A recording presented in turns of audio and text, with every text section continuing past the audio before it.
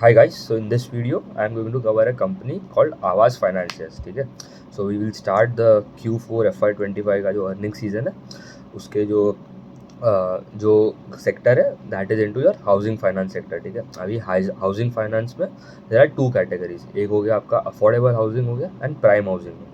So affordable housing and prime housing में the main difference is affordable housing is into आपके tier 3, 4, 5 cities में होता है and वहाँ पे जो लोन अमाउंट जो होता है average ticket size of the loan amount is around 10 to 15 lakh के आसपास. Whereas prime housing finance हो गया they are into tier 1 cities, मतलब बड़े बड़े स्टेट्स में हो गया. वहाँ पे the average ticket size of that amount would be 50 lakh के ऊपर, 1 करोड़ 2 करोड़ तक जा सकता है. ठीक है, तो ये सेगमेंट अगर ये पूरा सेक्टर देखो हाउसिंग फाइनेंस का specially, it is growing around 18-20% के आसपास. पूरा हाउसिंग अगर देखूँ तो उसमें से अफोर्डेबल इज़ ग्रोइंग अराउंड 20-22% के आसपास. तो ये सेगमेंट में बहुत बहुत टेलविंड्स है.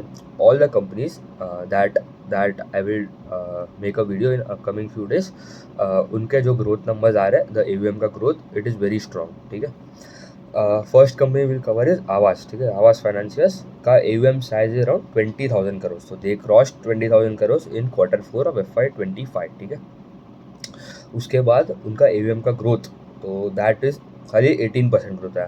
तो AUM growth is the slowest among all the peers. आप देखो तो उनके पीयर्स कौन है, आधार हाउसिंग हो गया, फिर हो गया Home First, Aptus, India shelter.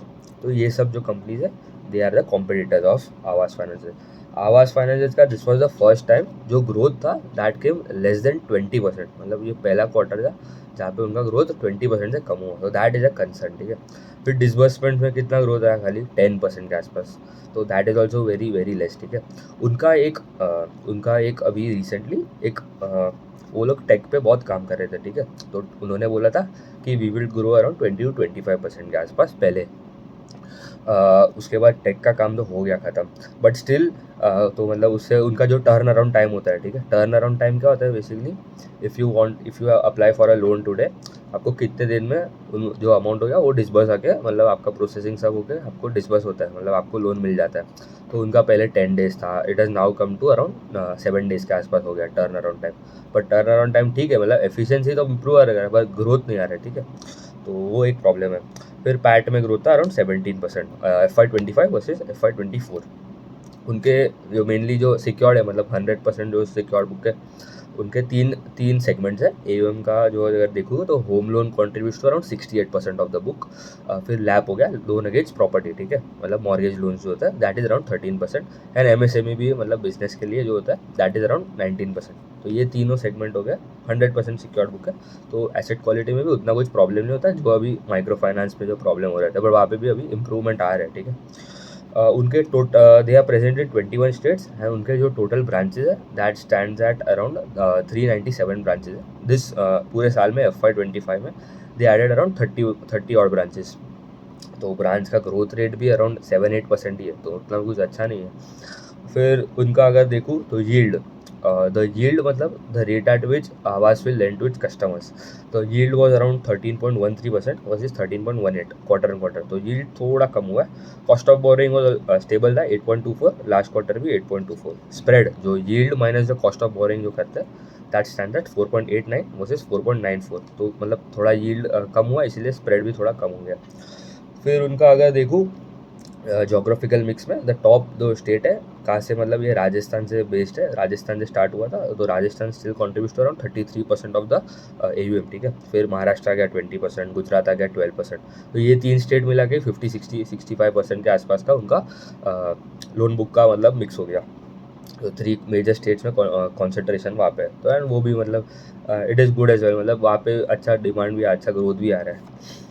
फिर उनका अगर देखूँ तो ROE नंबर्स अगर देख लूँ, ROA was at around 3.27, last quarter 3 YOY देखूँ तो it was 3.28.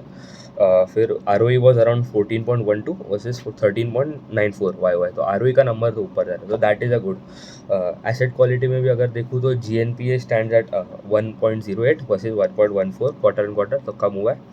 NNPA stands at 0.73 versus 0.81 quarter on quarter, that has also improved. And 1+ DPD होता है और डेज पास ड्यू. ठीक है, मतलब ऐसे कस्टमर्स जिसके at least 1 day has been passed from the date of EMI, but उन्होंने अभी तक जो उसका जो EMI का जो इंटरेस्ट था वो पे नहीं किया है, ठीक है। तो वो बकेट होता है 1+ DPD हो गया, 30+ DPD, 60+ DPD या 90+ होता है, तो वो NPA में हो जाता है, GNPA में। तो उनका 1+ DPD stand at 3.39% versus 3.85% quarter on quarter, ठीक है।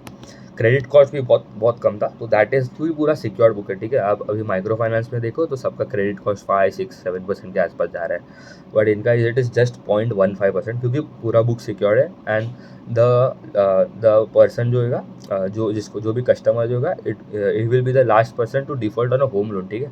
क्रेडिट कार्ड का तो लोन चलो ठीक है, वो नहीं दे चलेगा, बट घर का सवाल है, ठीक है। तो इंडिया में it is one of the क्या बोल सकता हूँ, it is a safest company in terms of secure lending में देखूँ तो। उनका गाइडेंस देख लेते हैं, ठीक है। अभी पहले गाइडेंस था कि 20, उनका पहले ग्रोथ आ रहा था अराउंड 25-30%, फिर the growth slowed down to 25%। अभी it is growing less than 20%, मतलब गाइडेंस इज 20% का growth, but this quarter they grow just 18%, मतलब पूरा साल का ये 18% हो गया। तो ये एक प्रॉब्लम यही है कि भाई ग्रोथ ही नहीं है, ठीक है। एंड उनका अगर वैल्यूएशन भी अगर देख लो तो price to book they are trading at around 3.4-3.5 के आसपास ही है, ठीक है। तो मतलब इट इज़ नॉट चीप, ठीक है। आप दूसरे अगर कंपनीज देख लो, एप्टेस का हो गया अराउंड 3.5-3.7 के आसपास होगा, होम फर्स्ट का भी 3.7-3.8 के आसपास होगा।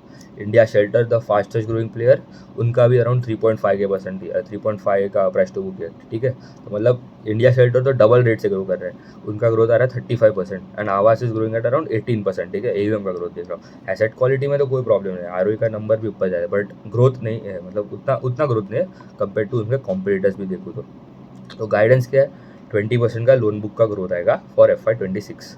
अभी उनका लॉन्ग टर्म टारगेट भी है कि उन 5 years they want to reach 50,000 crore का लोन बुक। अभी अराउंड 20,000 करोड़ है, तो 5 साल में दे विल रीच अराउंड 50,000, तो कितना CAGR आता है, अराउंड 20% के आसपास का CAGR आता है ऑन द AUM का ग्रोथ, ठीक है। तो दैट इज़ ठीक है, मतलब ख़राब भी नहीं है, अच्छा भी नहीं उतना। डिसबर्समेंट का भी गाइडेंस है कि 20% के आसपास का ग्रोथ आएगा, and credit cost to be less than 0.25, तो वहाँ पे तो कोई प्रॉब्लम नहीं है। 1+ DPD to be less than 5%, अभी कितना है 3.4-3.3% के आसपास है, तो that is also well under control. And GNPA मतलब NPA का जो है guidance, that is around less than 1.25%, अभी भी अराउंड 1.1 के आसपास ही ओवर कर रहा है। तो asset quality wise all things are good, but the main thing जो आपका जो ग्रोथ आता है, that is the slowest growth देखूँ तो आप देखो इन Q4 FY24 में आवास का ग्रोथ था 18%, फिर आधार हाउसिंग का ग्रोथ था अराउंड 21%। उनका Aadhar is the biggest player in the affordable housing finance segment. Prime housing भी अगर इंक्लूड कर दूँ तो बजाज हाउसिंग आ जाएगा, ठीक है। बजाज हाउसिंग 1 लाख करोड़ का बुक है, but they are growing around 26%, ठीक है। एंड इनका साइज इज 1/5, आवास का size is 1/5 of Bajaj housing, and they are still growing at a less rate compare to Bajaj housing. तो ये हो गया उनका गाइडेंस। स्प्रेड का भी गाइडेंस है कि अराउंड 5% के आसपास होगा। एंड ओपेक्स ऑपरेटिंग एक्सपेंस जो होता है, उनका जो गाइडेंस है ओपेक्स बाई यूएम जो होता है, कि उनका जो कितना ऑपरेटिंग एफिशिएंसी बोलता है कि कितना कॉस्ट कंट्रोल आ रहा है, तो दैट वुड बी अराउंड 3%। और दिस ईयर 3.2 के आसपास है अभी, तो वो और 25-30 बेसिस पॉइंट्स कम हो गया, मतलब 0.3-0.4% कम हो जाएगा।